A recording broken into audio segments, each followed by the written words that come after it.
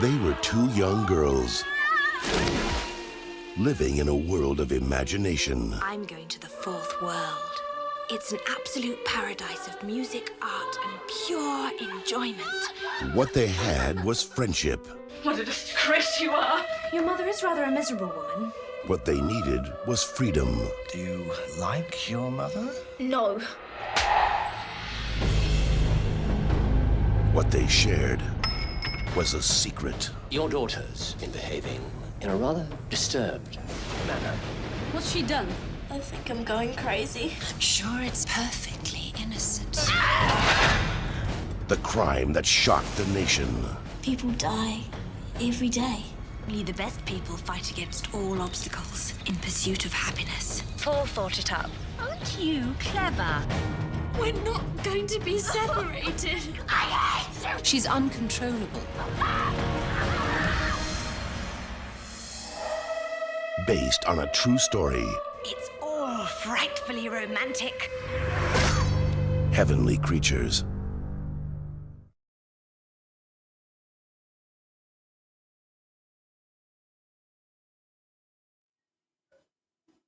The trial of Pauline Parker and Juliet Holm began on August 23, 1954, for the murder of Honora Parker. The first onlookers were trying the doors of the court at 8 a.m., and by 9 a.m. the number had grown to a couple dozen, all women with the exception of 2 men. The girls tried to plead insanity. The defense hired a prominent psychiatrist who found the girls to be arrogant and expressing contempt. He viewed their writings as proof of pathological narcissism and stated there was no doubt about the fact that the friendship between the girls was homosexual. The girls denied any homosexual conduct. The pathologist listed 45 discernible injuries and detailed that a single blow may have produced a number of lacerated wounds. 24 of those wounds were on the face and scalp. There were crushing injuries to the skull and bruising to the neck, which suggested that the head had been held immobile on the ground during the beating. Most of the wounds were serious, and it would have taken only a few to render Honora unconscious.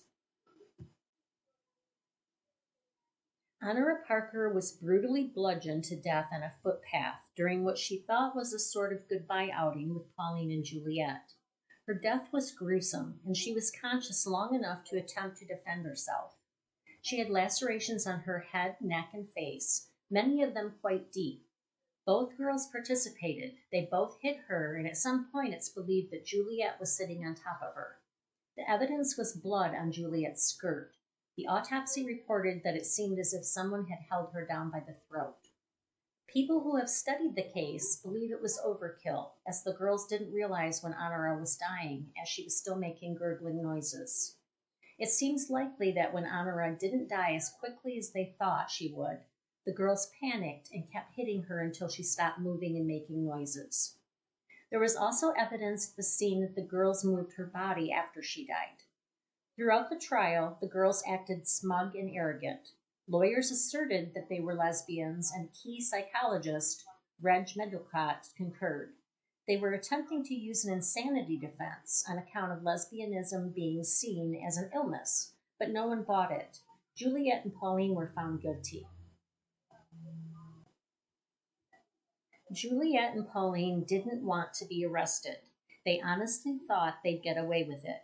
They both had assumed they'd be jailed together once they were caught.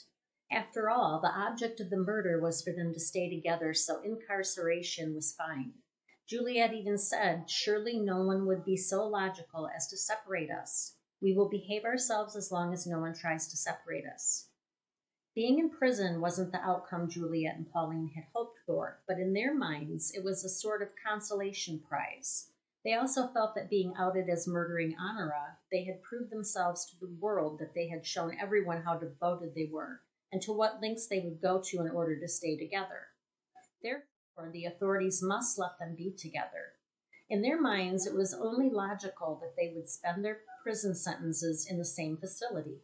In fact, after the trial, all Juliet cared about was getting reassurance that they would indeed be in the same jail.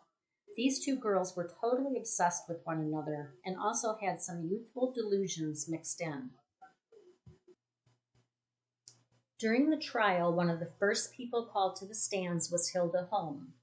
On record, Hilda stated that when the two girls first became friends, Honora was happy.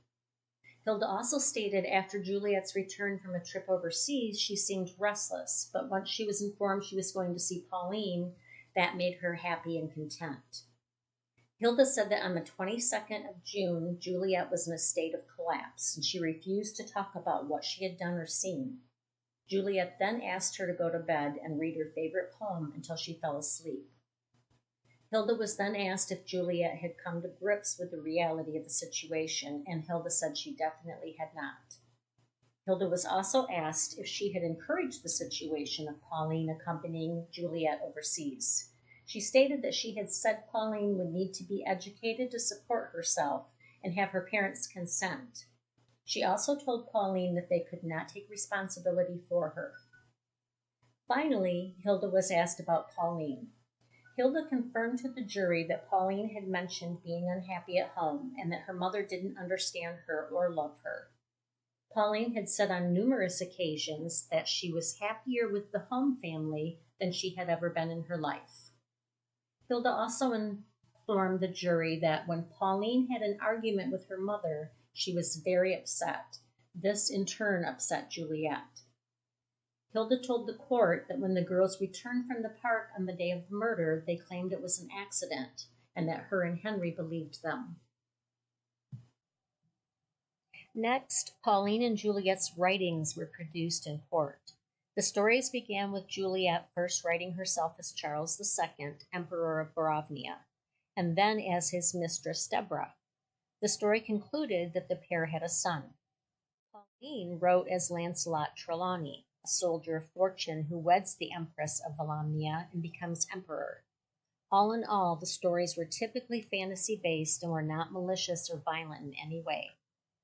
However, later in the development of their stories, plots of murder, suicide, sudden death, and imprisonment soon became a predominant feature.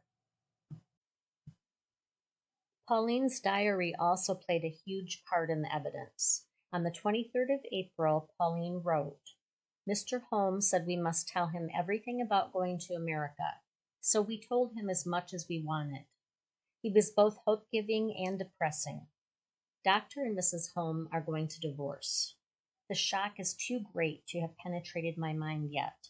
It's so incredible. Mrs. Holmes was so sweet and Dr. Holmes absolutely kind and understanding. But one thing, Deborah, the name Juliet used in her writing, and I are sticking together through everything. We sink or swim together." Next, Walter Perry took the stand. Walter worked as an engineer in Christchurch since July 22, 1952. He told the jury he was very friendly with the Holmes and had spent Christmas with them. He stressed to the jury that when Pauline left the house, Juliet's demeanor would instantly change. He said Juliet showed him her first novel. He said it was innocent and adventurous and typical of what a teenager would write. Walter admitted in court that he had known early on about the girls' plans to go to America. He also knew that Juliet was planning to go with Henry Holm when he left New Zealand. Juliet had asked him what the fare would be to South Africa, and after he told her, Juliet said, "Oh, good, we have almost enough money now." Walter said on the 21st of June, Juliet mentioned about the picnic with Pauline's mother to her own mother. Juliet had asked her mother for permission to go, and Hilda agreed. He stated the next day Juliet seemed happy and normal. The next day he remembered Henry Holm was informing him that the girls had witnessed Honora fall on some rocks and that they were being given a bath. Hilda then asked Walter what could be taken to treat shock. Walter made them all a cup of tea. When Walter went upstairs, he noticed the blood-soaked clothes, and his first thought was that they wouldn't want to see that, so he left and took the clothes to the cleaners. Walter said Pauline was unusually quiet when he got back, like she was in a coma. Juliet, however, was flushed and animated. The girls went to separate bedrooms to get some rest. Later that night, Walter told Pauline that the police wanted to question her over the incident. At this time, Pauline said that her mother had repeatedly hit her head on the rock. She even got out of bed to demonstrate. Walter asked her what the stone looked like, and Pauline replied it was more like a half a brick. Pauline said they had tried to pick up Honora, and that's where the blood on the clothes came from. She said they ended up leaving Honora there for fear they'd hurt her more if they moved her. Walter accompanied Pauline and Juliet to the police station. He believed that something more happened. He asked to be left alone with Juliet so he could gather more information. Shortly after, Juliet broke down in tears and told him what really happened. Walter called for the officer to return. The information Walter gathered, however, didn't include the attack being planned. After speaking to Juliet, Detective McDonald Brown informed Pauline that she was suspected of murdering her mother. When read her rights, Pauline didn't say anything. She was given the opportunity to say what happened, and Pauline replied, "No more questions." On August 28, 1954, each girl was found guilty of murder. The defense filed a plea that the girls were not guilty on the grounds of insanity, but this was rejected. It was concluded they were too young to file the death penalty, since they were both under 18, so each girl was sentenced to 5 years. The day of their sentencing, 100 people gathered in the courtroom. Well, that's it for part 2. Tell me in the comments what you think about the girls' relationship and whether they deserved more than 5 years. Part 3 will cover what happened to them after prison and where they are now. Remember to like this video, hit the notification bell so you'll know when part 3 comes out, and please subscribe to our channel. If you'd like to support our channel, we have a Patreon.